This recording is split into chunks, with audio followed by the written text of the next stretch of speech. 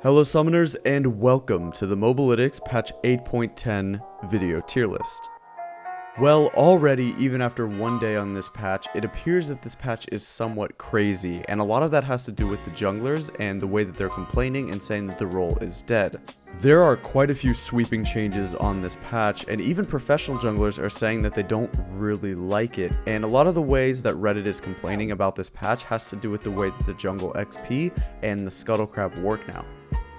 The Scuttle Crab is now worth a lot of gold and a lot of XP, and it's become somewhat of a neutral objective, so much that other lanes, even mid laners, are taking Smite just to secure it. This will end up kinda shaping the landscape of what is good on this patch, and because of the jungle changes alone, we will be seeing some new champions and new strategies in every single role.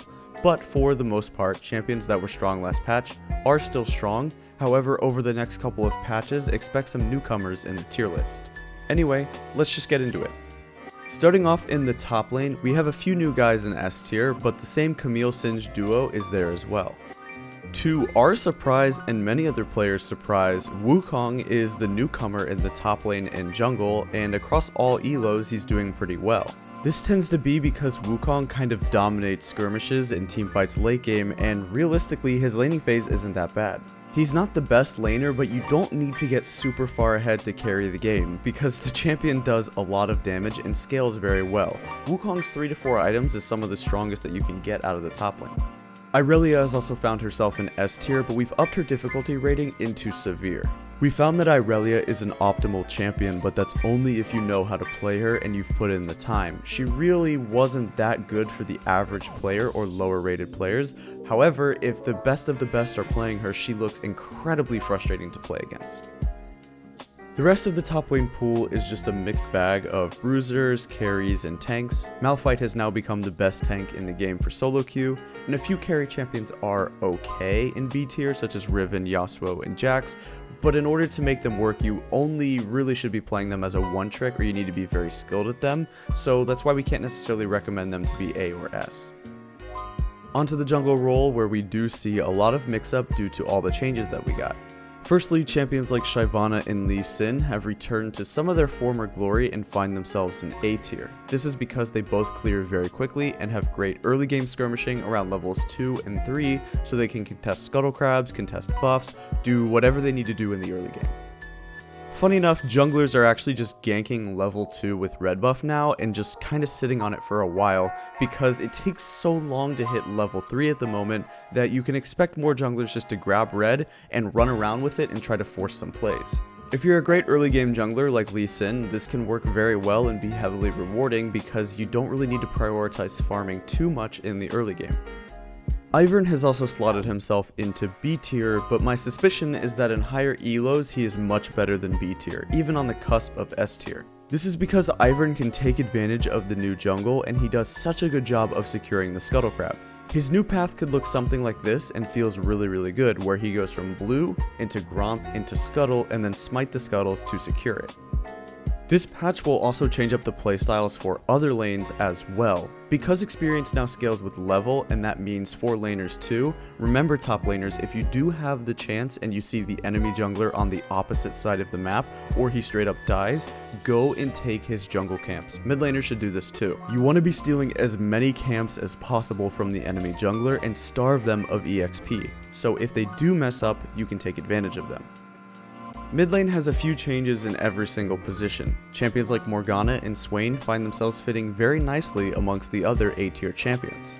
Lux's buffs that she got were quite nice, and we even have her in B tier support as well, which we will get to later on. Champions like Diana, Malzahar, and Karthus have been rising up quite a bit in other regions and all seem like solid B tier mids, and Zoe and Yasuo have been rising stock in A tier, and these champions seem very overwhelming when ahead, which is also why they've been picked competitively.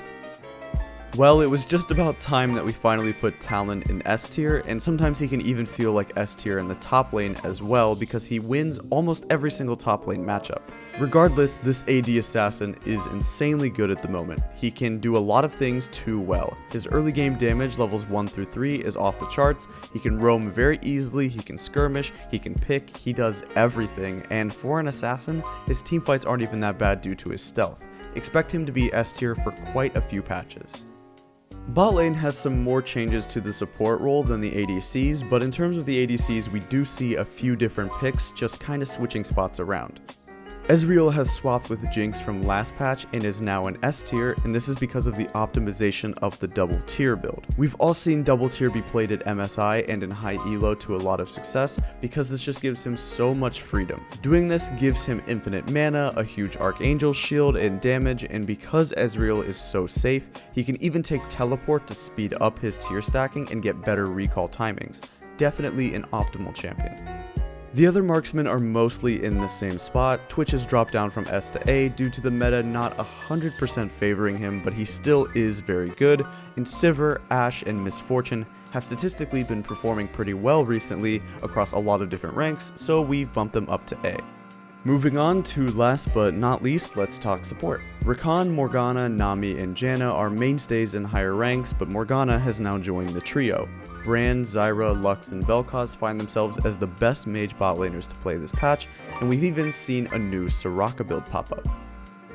Dubbed the Battle Soraka build, because of MSI, many Soraka players have started popping up and taking either heal or barrier, summon Aerie with Resolve Tree secondary, and now actually maxing their E. The reason that you do this is because with Scorch, Aerie, and E max, in lane you have a lot of pressure and it makes it quite a bit easier to land your Qs. Seeing a few people play this in my games, I can tell you this feels very strong, and in the right team composition, Soraka was already pretty darn good, but now that people have optimized builds and do what they want to, it feels very oppressive to play against in the right situation.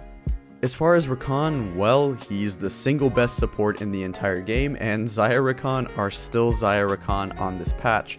I think the central problem with Rakan is almost the problem that he's had since his release, is just that his engage is too good. Genuinely, the RW combo feels like it lacks so much counterplay. This could also be because he just does so many other things well too, so that the engage does feel overwhelming simply because all the other things he does is so good too. Anyway, that is going to wrap it up for the Mobalytics patch 8.10 video tier list. Make sure you follow us on all of our socials, hit like and subscribe down below, and please check out the product at mobalytics.gg because it's the best way to improve at League of Legends. Thanks for watching.